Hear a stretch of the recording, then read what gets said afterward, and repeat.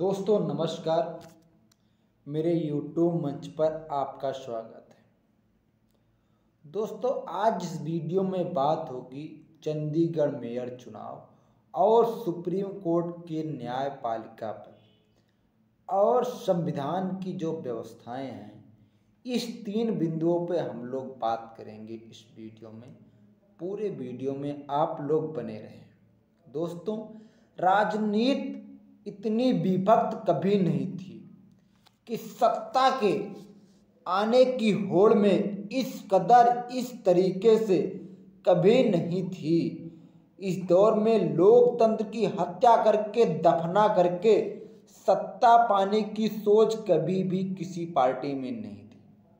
लेकिन 30 जनवरी को इस देश ने अपनी खुली आंखों से जो कुछ भी देखा, उसके बाद एक सवाल खड़ा होने लगा। ये सवाल, अगर मेयर चुनाव में इस तरीके के चुनाव में अगर चुनाव अधिकारी के जरिए मौजूदा दिल्ली सत्ता कर सकती है ये काम, तो आने वाले वक्त में कौन सा चुनाव और लोकतंत्र की बचाने की शायद किसी में हिम्मत नहीं होगी। ये सवाल खड़ा होने लगा जब चंडीगढ़ मेयर का चुनाव हुआ, जब किसी के पास इसका जवाब नहीं मिल पा रहा था, क्योंकि इस समय चुनाव ही और शासन सत्ता ही हर चीज निर्भर है, चाहे लोकतंत्र हो, न्याय प्रणाली हो या कानून व्यवस्था की बात।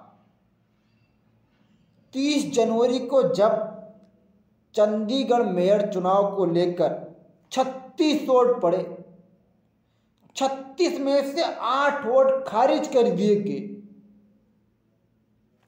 ये पहली बार सवाल खड़ा हुआ कि यह संभव कैसे है 30 में से 8 वोट 36 में से 8 वोट खारिज हो गए। लेकिन ये सब कैमरे में कैद था।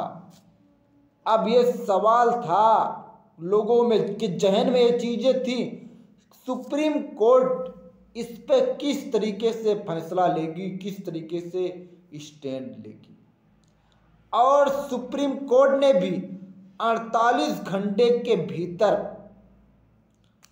36 बैलेट पेपर को मंगा लिए और जो कैमरे में कैद रिकॉर्डिंग थी उसको भी मंगवा लिया। उसके बाद रिटर्निंग ऑफिसर को भी कटघरे में खड़ा किया। जब सुप्रीम कोर्ट ने रिटर्निंग ऑफिसर से एक सवाल करना शुरू किया, ऑफिसर ने कोई जवाब नहीं दे पाए, हिचकिचाते हुए नजर आए। ये चीज थी, रिटर्निंग ऑफिसर ने किसी भी तरीके से ये सवालों का जवाब नहीं दे पाए।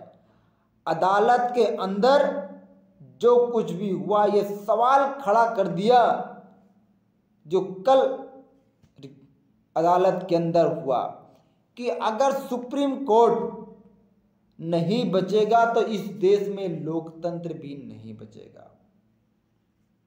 शायद इसको बचाना नामुमकिन होगा।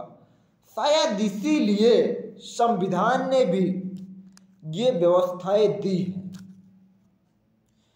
कि चेक एंड बैलेंस, अगर कार्यपालिका गलत हो तो न्यायपालिका उस पर नकेल कस सके।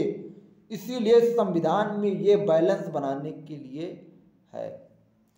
अब बात करते हैं उस 36 वोट की, कौन से पार्टी के पास कितने वोट थे और कौन सा चुनाव के पहले मेयर चुनाव के पहले किस पार्टी में गया। सबसे पहले बात की जाए तो आम आदमी पार्टी के पास 13 वोट थे और कांग्रेस के पास, इंडिया गठबंधन के पास 20 वोट थे। अगर बैलेट पेपर से चुनाव होगा तो स्वाभाविक बात है जिसके 36 वोटों में जिसके पास 20 वोट है वो चुनाव जीत गया है। और बीजेपी के पास कुल वोट थे 14, एक बीजेपी के सांसद का और एक अकाली दल का, इनके पास इतने ये वोट थे। लेकिन चुनाव कौन जीता इसको आप लोगों को पता है। लेकिन जिस तरीके से खुली तरीके से लोकतंत्र की हत्या हुई सुप्रीम कोर्ट में, चीफ जस्टिस DY चंद्रचूड़ ने और सुप्रीम कोर्ट के चीफ जस्टिस DY चंद्रचूड़ ने ये ऐतिहासिक फैसला किया, निर्णय दिया। अगर बात की जाए बीजेपी की, बीजेपी के साथ साथ भारत की मीडिया जिस तरीके से ये चुनाव अधिकारी ने किया था, इसका बचाव कर रहे थे, ये लोकतंत्र के लिए, भारत की मीडिया की स्वतंत्रता के लिए, कार्य के लिए भी बहुत बड़ा सवाल है। सारे न्यूज़ चैनल, ज़्यादातर न्यूज़ चैनल इसी के फेवर में चुनाव दिखाया करते, वीडियो दिखा रहे थे। कोई कह रहा था कि 36 के 36 पे साइन कर रहे हैं, 8 पे करते तो ये गलत माना जाता। इस तरीके से उसके फेवर में बातें किया करते थे। अब बीजेपी बिल्कुल इस पे एक्सपोज होती नजर आ रही, फंसती हुई भी नजर आ रही है। किस तरीके से ये चुनाव हुआ मेयर का, एक छोटे चुनाव के लिए बीजेपी कितने नीचे स्तर तक गिर सकती है, लोकतंत्र की हत्या कर सकती है, ये सबके सामने आ गया। उत्तर प्रदेश की विधानसभा में विधायकों को लगातार ये सवाल खड़ा किए कि कहीं काउंटिंग में गलती हुई, कहीं कहाँ गलती हुई, कहीं EVM बदल दी गई। लेकिन ये सब रिकॉर्डेड था मेयर चुनाव का। सुप्रीम कोर्ट में गया, 48 घंटे के अंदर DY चंद्रचूड़ ने ऐतिहासिक फैसला लिया, अधिकारी को कटघरे में खड़ा करके। शायद लोकतंत्र बचाना इस दिल्ली सरकार से बड़ा ही मुश्किल काम है। कहां तक लोग सुप्रीम कोर्ट तक जाया करेंगे। अगर ये बात सत्य है, सुप्रीम कोर्ट के अलावा ये फैसला कोई नहीं दे सकता था, तो आप लोग कमेंट के माध्यम से जरूर बताएं। चैनल को सब्सक्राइब करें, बेल आइकन को जरूर दबाइए। जय हिंद, जय भारत, जय संविधान।